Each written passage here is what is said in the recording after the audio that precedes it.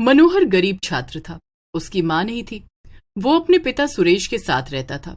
Suresh boot polish का काम करता था, जिससे दोनों बाप बेटे का गुजारा किसी तरह से होता था। गरीब होने के कारण स्कूल में भी सभी मनोहर का बहुत मजाक बनाते थे, लेकिन किसी को भी मनोहर की सच्चाई का पता नहीं था। सुबह हो गई, लेकिन मनोहर अब भी सो रहा था। मनोहर बेटे, आज तुम्हें स्कूल नहीं जाना है क्या? तू सो क्यों रहा है? नहीं पिताजी, मैं अब स्कूल नहीं जाऊंगा। लेकिन तू स्कूल क्यों नहीं जाना चाहता है? बेटे, तू पढ़ लिख जाएगा तो हमारी गरीबी दूर हो जाएगी। चल जल्दी से तैयार हो जा। नहीं पिताजी, मैंने कहा ना, मैं अब स्कूल नहीं जाऊंगा। ये कैसी जिद है मनोहर? तू स्कूल नहीं जाएगा तो मैं भी काम पर नहीं जाऊंगा। ये जिद नहीं है पिताजी। फिर क्या बात है? आपने 3 महीने से स्कूल की फीस नहीं भरी।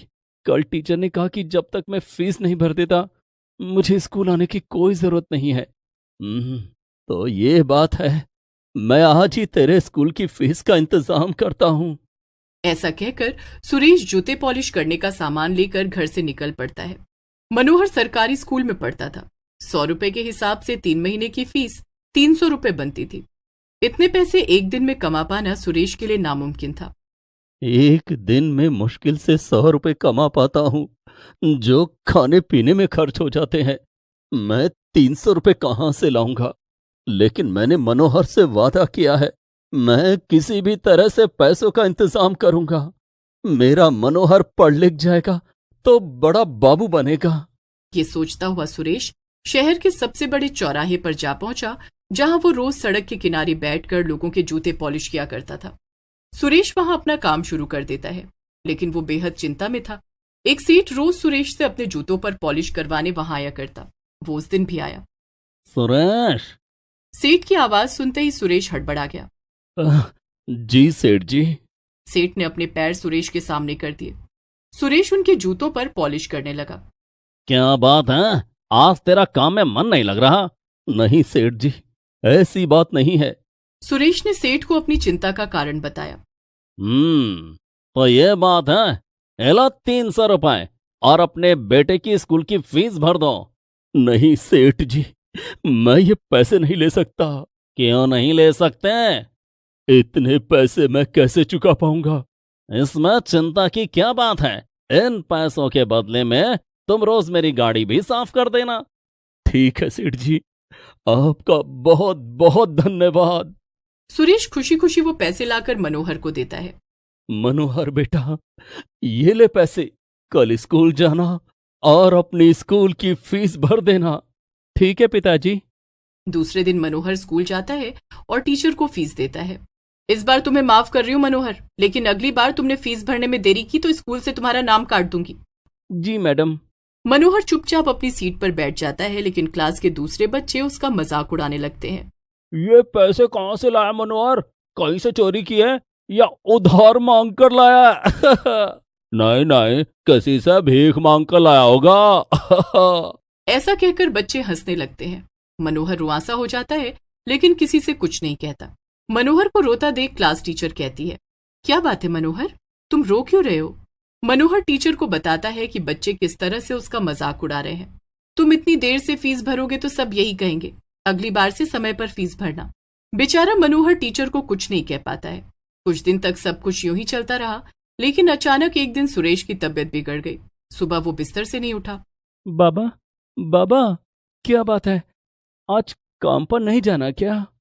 मनोहर बेटा, आज मेरी तबीयत ठीक नहीं है, तू स्कूल चला जा। मनोहर ने देखा कि सुरेश को तेज बुखार था। वो अपने बाबा को बुखार की दवा खिलाकर स्कूल चला गया। कुछ दिन बीत गए, लेकिन सुरेश की तबीयत में सुधार नहीं हुआ, बल्कि उसकी तबीयत और बिगड़ गई। वो बहुत दिनों से काम पर नहीं गया था। ये देखकर मनोहर ने सोचा, बाबा की तबीयत बिगड़ती जा रही है। मेरे पास दवाइयों के लिए पैसे नहीं है, घर में खाने के लिए भी कुछ नहीं है, स्कूल की फीस भरने की तारीख भी नजदीक आ रही है। मुझे कुछ करना होगा। ऐसा सोचकर वो घर की जिम्मेदारी अपने नन्हे कंधों पर ले लेता है। दूसरे दिन स्कूल जाने से पहले उसने अपने स्कूल बैग में किताबों के साथ बूट पॉलिश का सामान रख लिया और स्कूल चला गया। स्कूल में, मनोहर, मैं बहुत दिन से देख रही हूँ तुम्हारे कपड़े कितने गंदे हो गए। लगता है तुमने इन्हें बहुत दिनों से नहीं धोया है।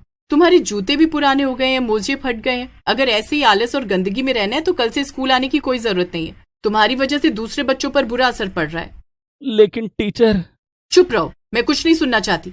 टीचर की डांट सुनकर मनोहर चुप हो जाता है। क्लास खत्म होने के बाद जब टीचर क्लास से बाहर चली जाती हैं, तब क्लास के दूसरे बच्चे मनोहर का मजाक उड़ाने लगते हैं। देखो देखो, इसकी तो स्कूल बैग भी फटी हुई है। बच्चों ने मनोहर का स्कूल बैग छीन लिया और खोलकर देखने लगे। उसमें उन्हें बूट पॉलिश का सामान मिल जाता है। यह तो बूट पॉलिश का सामान है। चल, हमारा जूता चमका। नहीं नहीं, मैं जूता चमकाने के लिए स्कूल नहीं आता। बाहर जाकर दूसरों के जूते चमकाएगा तो हमारे भी चमका दे, नहीं तो टीचर से तेरी शिकायत कर देंगे।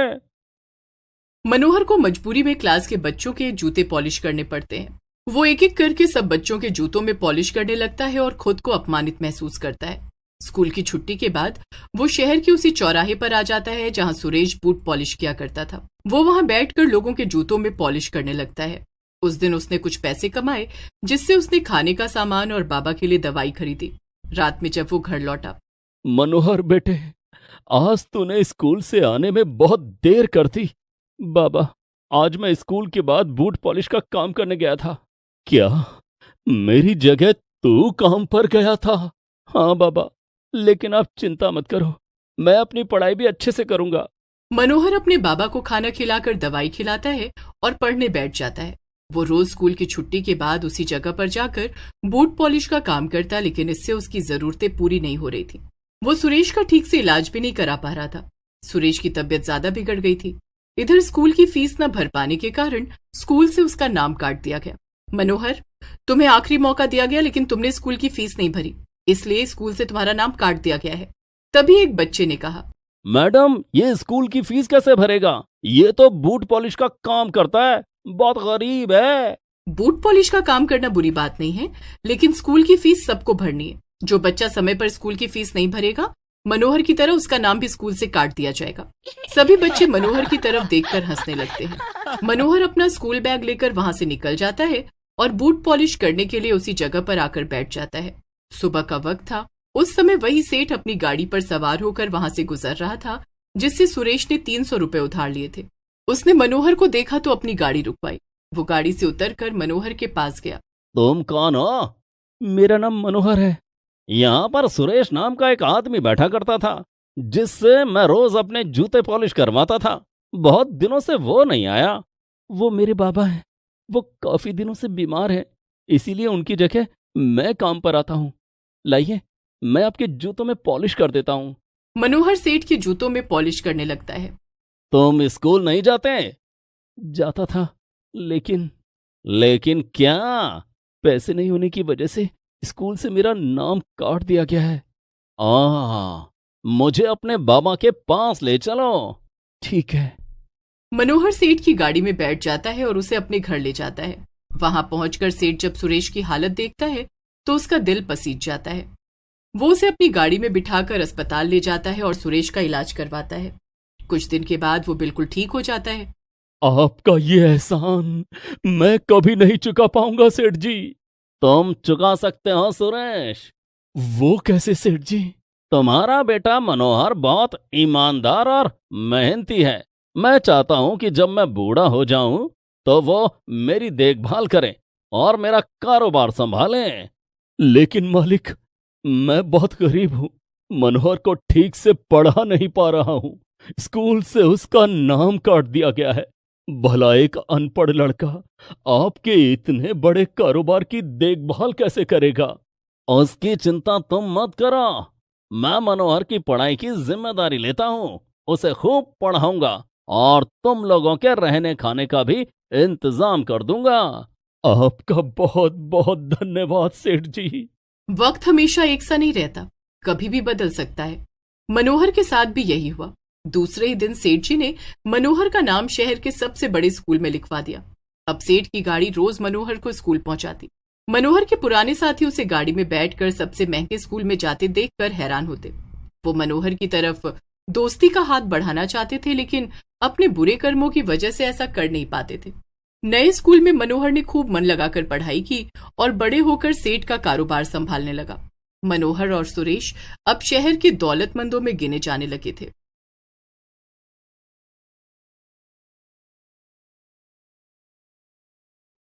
फागुनी एक गरीब स्कूल स्टूडेंट थी।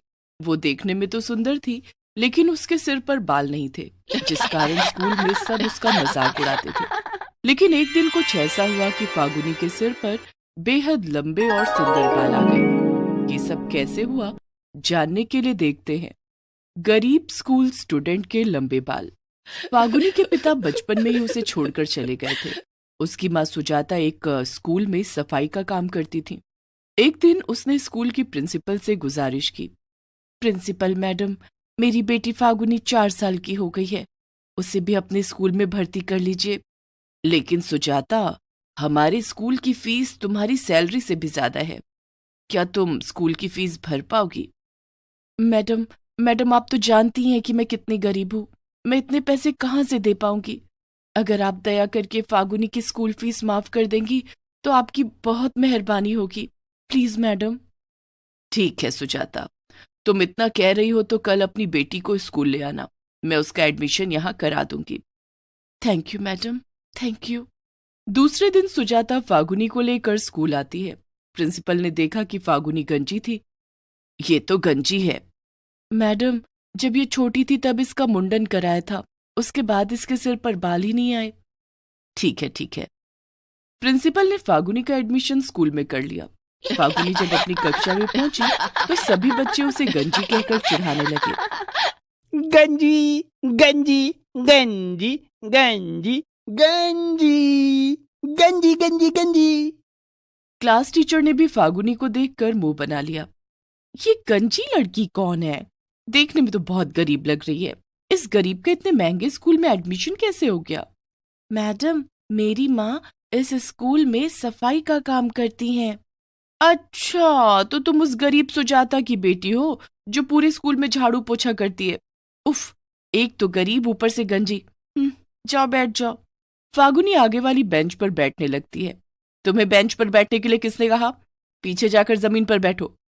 फागुनी सबसे पीछे जाकर जमीन पर बैठ जाती है। फागुनी, कल से स्कूल ड्रेस में आना।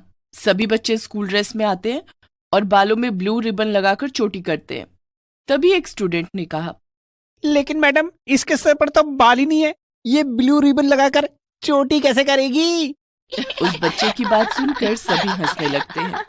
फागुनी के गंजेपन के कारण सभी उसके साथ बहुत बदतमीजी करने लगे। ए गंजी, चल मेरा जूता साफ कर। ए गंजी, चल मेरा जूता साफ कर।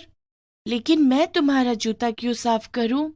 क्योंकि तू एक गरीब सफाई वाली की बेटी है, उस पर से गंजी भी है। अब चल जल्दी से जूता साफ कर। फागुनी को उसके जूते साफ करने पड़ते हैं। क्लास टीचर रश्मि भी क्लास की साफ सफाई फागुनी से करवाती। ए गंजी, चल सारे बेंच को कपड़े से चमका दे। तुझे दिखाई नहीं देता बेंच पर कितनी धूल जमी हुई है? अमीर बच्चों के स्कूल ड्रेस गंदे हो जाएंगे। लेकिन मैडम, मैं यहाँ पढ़ने आई हूँ, सफाई करने नहीं। मुझसे जुबान लड़ाती है। एक तो हम तुझे झेल रहे हैं, वो कम है क्या कि तू मुझे पलटकर जवाब भी देने लगी?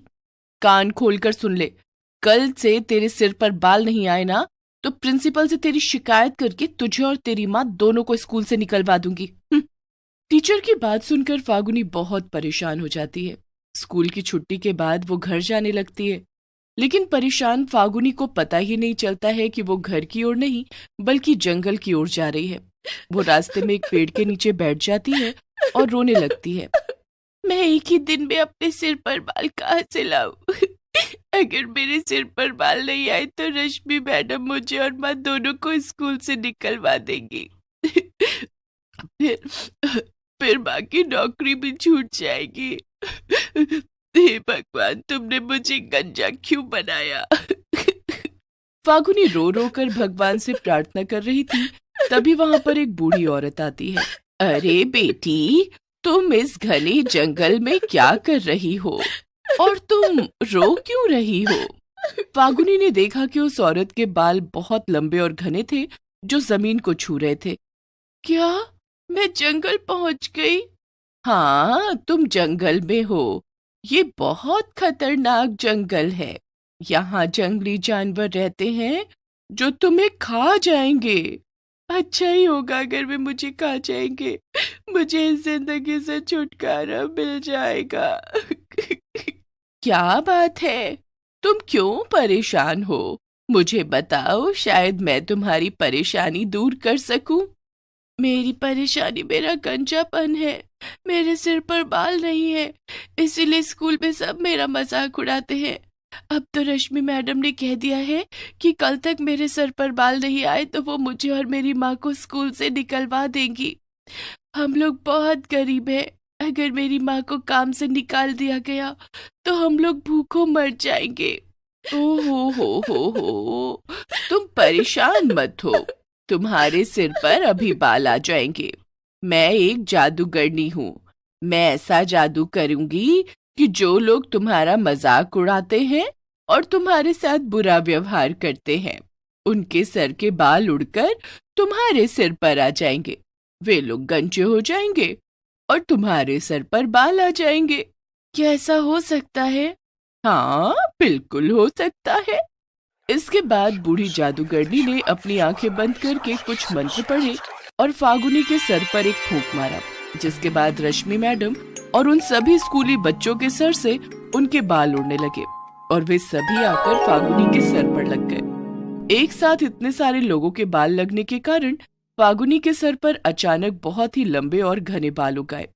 इधर रश्मि मैडम और सारे स्कूली बच्चे एक साथ गंजे हो गए। अरे, मेरे सर के बाल कहाँ चले गए? मैं गंजी कैसे हो गई? अब मैं स्कूल कैसे जाऊंगी? मैं उस गरीब और गंजी फागुनी के साथ बुरा व्यवहार करती थी, कहीं ये सब उसी का नतीजा तो नहीं? रश्मि मैडम फूट फूट कर रोने लगती है। इधर स्कूल के बच्चे भी अपने आप को गंजा देखकर रोने लगते हैं। दूसरे दिन फागुनी स्कूल पहुंची तो सबने देखा कि उसके सर पर बहुत लंबे बाल थे। रश्मि मैडम और बच्चों के सर पर बाल नहीं थे। फागुनी के सर पर अचानक इतने लंबे बाल देखकर सबको बहुत हैरानी हुई। फागुनी, तुम्हारे सर पर एक ही रात में इतने लंबे बाल कैसे आ गए? ये सब अपने अपने कर्मों का फल है मैडम। मेरे गंजेपन के कारण आप मुझे और मेरी माँ को स्कूल से निकलवाना चाहती थी ना। अब आप लोग गंजे हो गए। अब मैं आप लोगों की शिकायत करके आप लोगों को स्कूल से निकलवा दूंगी। फागुनी की बात सुनकर रश्मि मैडम ने हाथ जोड़कर उससे कहा, नहीं फागुनी, ऐसा मत करना। मुझसे बहुत बड़ी गलती हो गई, मुझे माफ कर दो। अगर मेरी नौकरी चली गई तो मेरा और मेरे परिवार का गुजारा कैसे होगा? क्लास के बच्चों ने भी फागुनी से माफी मांगी और वादा किया कि वे सभी अब कभी फागुनी के साथ बदतमीजी नहीं करेंगे। ठीक है, मैंने आप लोगों को माफ किया, लेकिन फागुनी, हमारे सर पर दोबारा बाल कैसे आएंगे? हम सब गंजे नहीं होना चाहते हैं। अगर मेरे सिर पर बाल नहीं आए तो मेरी शादी नहीं होगी। आप सभी के सर पर दोबारा बाल आ जाएंगे, लेकिन आप लोगों को मेरी बातें माननी होंगी। रश्मि मैडम और सभी बच्चों ने फागुनी से वादा किया कि वो जो कहेगी वे लोग वही करेंगे। ठीक है, तो सबसे पहले रश्मि मैडम, आप पूरी क्लास की बेंच को कपड़े से चमकाएंगी। उसके बाद आप मेरे बालों में कंघी करके उसकी चोटी बनाएंगी और उसमें ब्लू रिबन लगाएंगी और बाकी बच्चे क्लासरूम में झाड़ू लगाएंगे। फागुनी के इतना कहते ही सब अपने अपने काम में लग गए। रश्मि मैडम ने सबसे पहले सारे बेंच को कपड़ों से साफ किया। उसके बाद वे फागुनी के बालों में कंघी करने लगी, लेकिन फागुनी के बाल इतने लंबे थे कि वे रश्मि से संभल ही नहीं रहे थे।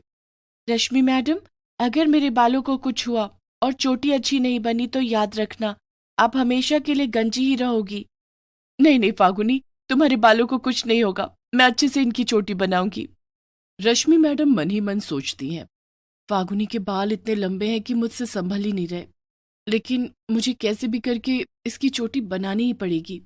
रश्मि मैडम ने घंटों मेहनत करके फागुनी के बालों में कंघी की और उसकी चोटी बनाई, लेकिन उसमें ब्लू रिबन लगाना भूल गई। देखो फागुनी, तुम्हारे बालों की चोटी बन गई है। फागुनी ने आईने में अपनी चोटी देखी और गुस्से में कहा, ये तुमने कैसी चोटी बनाई है? इसमें ब्लू रिबन तो लगाया ही नहीं। अब तुम्हें पूरी जिंदगी गंजा रहना पड़ेगा। रश्मि मैडम रोने लगी। नहीं फागुनी, ऐसा मत करो, मुझे माफ कर दो। अब समझ में आया कि किसी के गंजेपन को लेकर उसको परेशान करना कितनी बुरी बात है। रश्मि मैडम, आप आज अपने गंजेपन के कारण रो रही हो। आपने कभी सोचा कि जब आप और क्लास के सभी बच्चे मेरी गरीबी और गंजेपन के कारण मुझे सताते थे, तब मुझ पर क्या गुजरती होगी? हम सब समझ गए हैं, अब आगे से ऐसा कभी नहीं होगा। क्लास के सभी बच्चे फागुनी से कहते हैं, फागुनी, अब से ऐसा नहीं होगा। हम किसी गंजे का मजाक नहीं उड़ाएंगे और ना उसे परेशान करेंगे। ठीक है, कल तक तुम सबके बाल वापस आ जाएंगे। उस दिन स्कूल की छुट्टी होने के बाद फागुनी जंगल में उसी जगह पर जाती है और बूढ़ी जादूगरनी को याद करती है। तभी बूढ़ी जादूगरनी वहां आ जाती है। क्या बात है फागुनी, तुमने मुझे क्यों बुलाया? मैं चाहती हूँ कि उन सभी के सर पर बाल वापस आ जाएं जिन्हें आपने गंजा किया था, लेकिन मेरे सर के बाल ऐसे ही लंबे और घने रहें। ठीक है फागुनी, ऐसा ही होगा। बूढ़ी जादूगरनी ने कुछ मंत्र पढ़े, जिसके बाद रश्मि मैडम और क्लास के सभी बच्चों के सर पर बाल वापस आ गए और फागुनी के बाल वैसे ही लंबे और घने थे। उस दिन के बाद से किसी ने भी फागुनी को परेशान नहीं किया। Please subscribe this channel.